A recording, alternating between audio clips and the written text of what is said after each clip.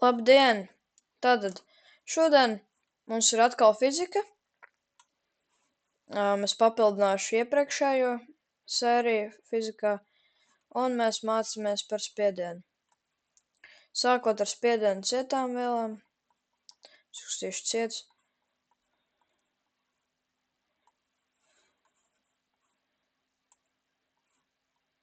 Tātad spiediens ir vienāds ar attiecību starp spēku, kas darbojas perpendikulāri virsmai, un šīs virsmas laukumu.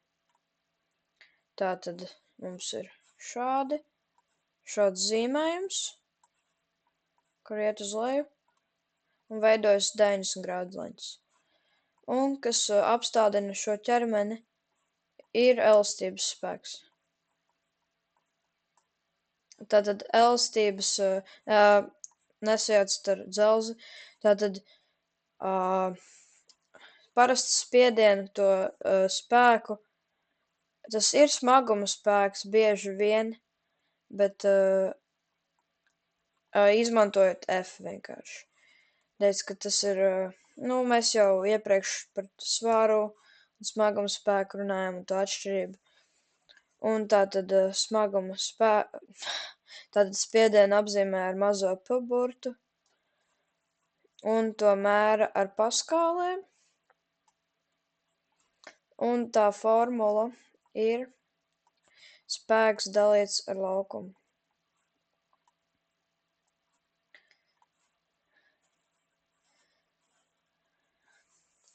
Un šo spēku var aprēķināt dažādi. Šī spēku formula var aprēķināt, parasti aprēķina kā smaguma spēku, bet es nosacīju, ka tas nav smaguma spēks, tāpēc, ka uz slīpām plaknēm to aprēķina citādāk. Tas nav svarīgi tagad, bet vidusskolā būs, un to aprēķina masa reiz brīvās krišanas pātrinājums reiz kosinus alfa, kur alfa ir leņķis slīpējā plaknē, un kosinus, tātad šis un šis.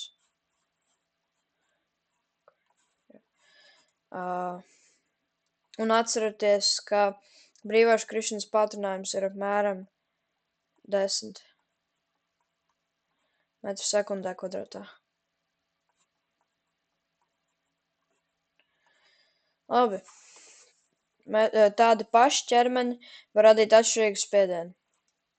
Šo es ātri izskaidrošu.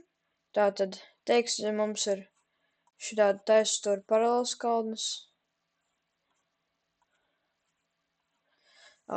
Uz šīs puses radīs mazāku spiedienu nekā uz šīs.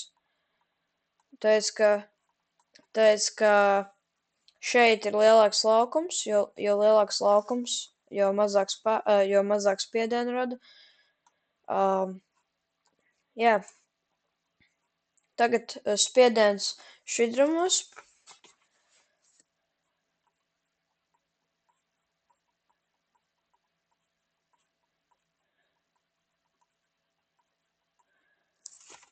Tad spiediens šķidrumos. Spiediens šķidrumos ir atkarīgs no vielas blīvuma un šķidruma staba augstuma. Šis nozīmē, es ātri uzzīmēšu zīmējumu ar, glāzi, ūdens, un šis tad būtu staba augstums, kuru apzīmē ar H. Un šis staba augstums, ja, piemēram, mums ir ķermenis šeit, tad mēs mērīsim no kurienes staba augstumu? No augšas. Mēs no augšas mērīsim, no augšas sākot. Un formulas šķidrumiem, spiedienam šķidrumos ir spiediens ir blīvums reiz brīvās krišanas pātrinājums reiz staba augstums. Un blīvums mums, protams, ir blīvums mums ir masa dalīts ar tilpumu.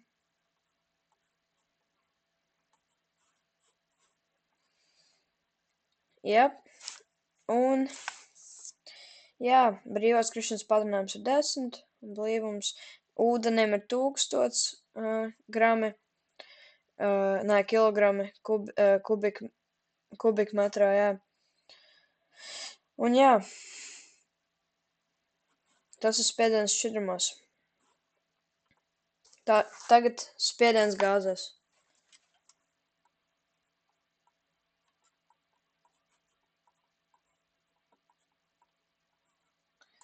Tagad šeit būs vēl viens triki jautājums, ja šeit jāmēr no augšas. Es uzzīmēšu planētu, mūsējo planētu, un tev ir jāpasaka, kur būtu lielāks, teiksim, es uzbūvēju teit torni, un es viņā uzkāpju augšā un stāvu šeit. Kurā būtu lielāks gaisa spiediens? Šajā vai šajā? Pareizā atbilde - šajā. Šajā ir lielāks spiediens, jo augstāk tu ej, jo atmosfēra paliek, jo vairāk tu tuvojies atmosfērai un attālinies no Zemes, un tā, nevis tuvojies atmosfērai, bet ej tālāk atmosfērai, un spiediens paliek zemāks. Es uzzīmēšu tādu bultiņu. Un tātad gaisa smaguma spēku radīto spiedienu sauc par atmosfēras spiedienu.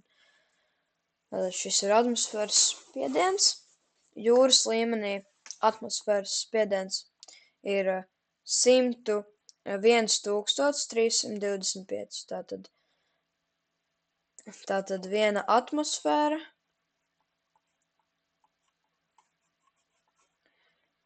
ir 101,325. Tā jūras līmenī. Paskala. Un es ātri izskaidrošu jums, lai jums nesajūg galva. Mazais P ir spiediens, lielais P ir perimetrs, matemātikā, kur mums vispār nevajag. Rho ir blīvums, un paskāla PA ir mērvienība, ar ko mēra spiedienu. Šis ir ļoti svarīgi, un es jums lūdzu nesajaukt. Tātad mums ir paskāls, mums ir atmosfēra, un vēl mums ir šitāda mērvienība. Te ir drusciņi no ķīmijas, bet šis arī ir jāzina. Milimetri dzīvsudraba staba augstumā. Uzzīmējam vēlreiz glāzi ar stabu, protams, kur ir, H. Un piepildam to ar dzīvsudrabu. Dzīvsudrabs gaisa temperatūrā, parastā istabas temperatūrā ir šķidrs. Un tātad šī mērvienība ir milimetri dzīvsudraba staba augstumā. Cik viņš ir augstu? Milimetrus. Un tātad viena atmosfēra ir 760 milimetrus staba augstumā. Milimetrus dzīvsudraba staba augstumā.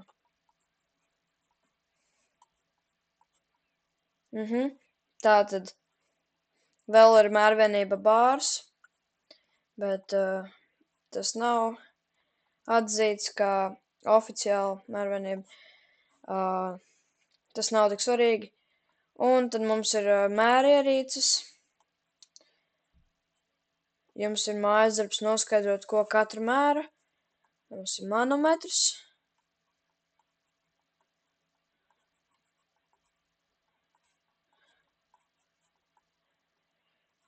Barometrs.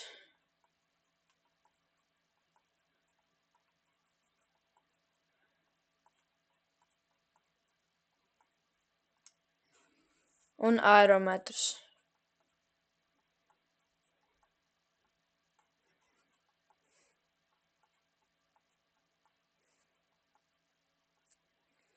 Noslēgtā telpā spiediens visur ir vienāds.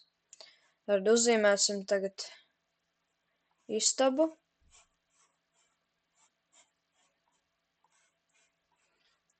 Teiksim, es atrodos savā istabā. Un ja istaba ir slēgta, spiediens visur ir vienāds. Es atveru durvis, uzreiz spiediens nav vienāds visur. Un, ja kas, spiediens šķidrumos tiek vienlīdzīgi visur spiests uz visām pusēm. Labi, tātad mēs varam nākamo tēmu atšķirt, un tie ir savienotie trauki.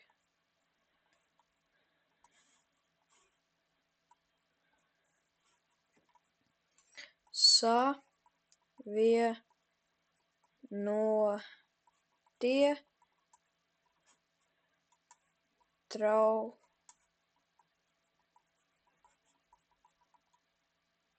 trauki. Savienotie trauki. Izkrāsojam bildi. Labi, tātad mums ir savienotie trauki. Savienotie trauki ir vairāki dažādas formas trauki, kuriem ir kopēja apakšējā daļa. Uzzīmēsim tagad piemēru. Mums ir tāds šitāds.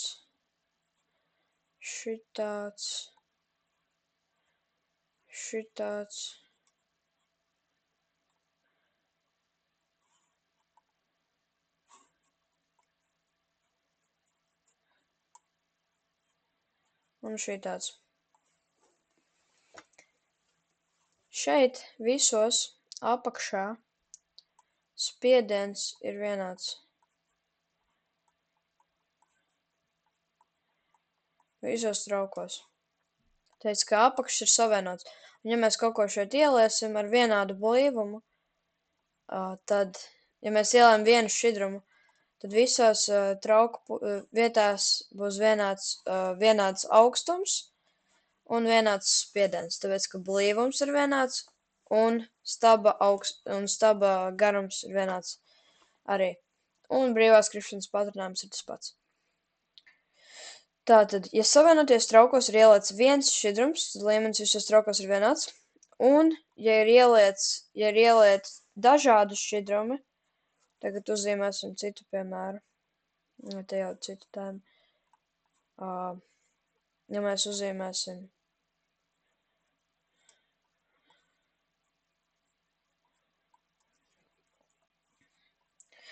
uzzīmēsim citādākus, tad būs, protams, citādāki augstumi.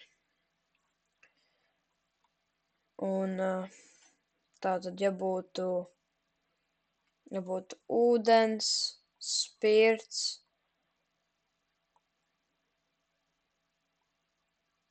un benzīns, tad izskatītos šitā, kur viņš iet uz augšu. Un jā. Un, protams, ūdens aizņemt vairāk vietu. Un tā.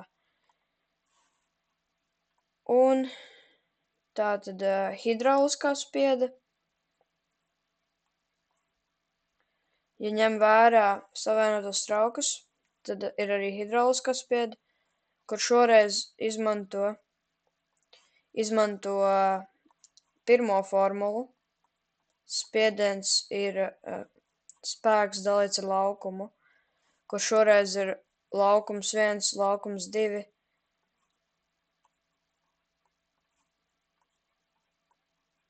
Un šeit var darīt tā, spiediens ir vienāds abos, ja? Bet tā kā šeit ir lielāks laukums, tad spiediens palielināsies šeit. Lai spēks palielināsies šeit, ja šodien ir mazāks, šodien lielāks.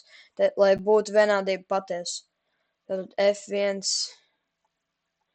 dalīts ar S1 ir vienāds ar F2 dalīts ar vai ne, S2. Jā. Un tad šie ir savienoti trauki. Un tā mums ir pēdējā tēma. Arhimeda spēks. Arhimeda celējspēks.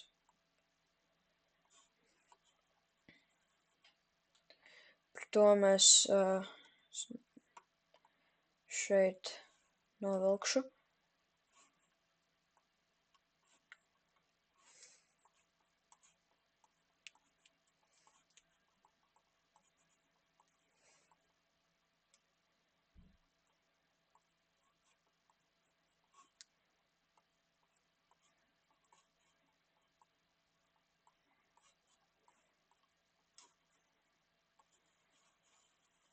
Arhimeda spēks. Tātad, Arhimeda spēks darbojas tikai šķidrumos un gāzēs. Arhimeda spēks vienmēr ir vērsts uz augšu. Ēd uz augšu. Un gāzēs un šķidrumos.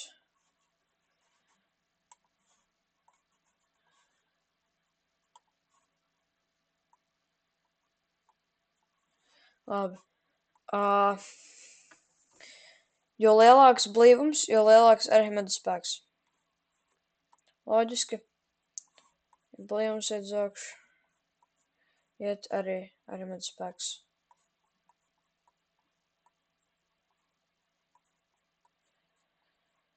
Un formula Arhimeda spēkam ir F no A. Arhimeda spēks ir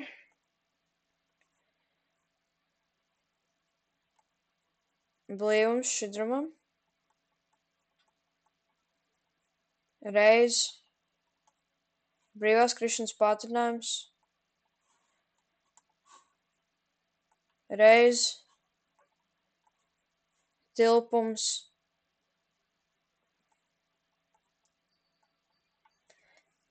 reiz tilpums ķermeņa iegrimošās daļai. Tātad, tam ķermenim, jā. Un vēl Arhimeda spēks ir, tas vēl ir,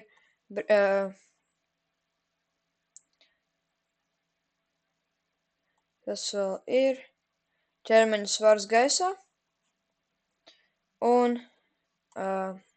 mīnus ķermeņa svars šķidrumā. Un vēl viens atgādinājums, nesajaucat arī svaru, jo svars arī ir apzīmēts ar P, ne tikai perimetrus. Tātad šeit mums ir brīvās krišanas pātrinājums, šķidruma blīvums un tilpums ķermenī, un vēl Arhimeda spēks ir ķermeņa svars gaisā un ķermeņa svars šķidrumā. Labi. Mēs varam ķerties klāt pie pēdējā nosacījuma. Tātad ķermenis peld tikmēr, kamēr izspiestā šķidruma masa ir vienāda ar iegremdētā ķermeņa masu. Tātad,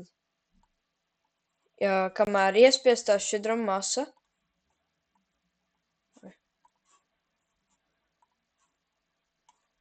iespiestā šķidruma masa ir vienāda ar iegremdētā ķermeņa masu.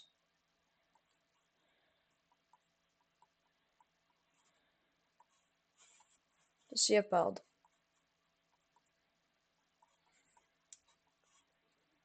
Loģiski.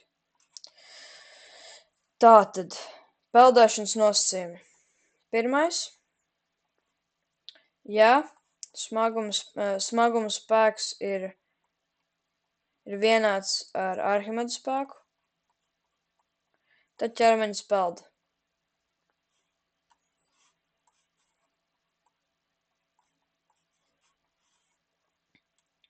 Un, ja smaguma spēks ir lielāks par Arhimeda spēku,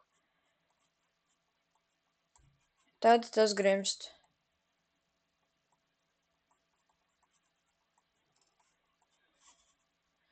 Un visu beidzot, ja smaguma spēks ir mazāks par Arhimeda spēku, tad ķermenis uzpeld.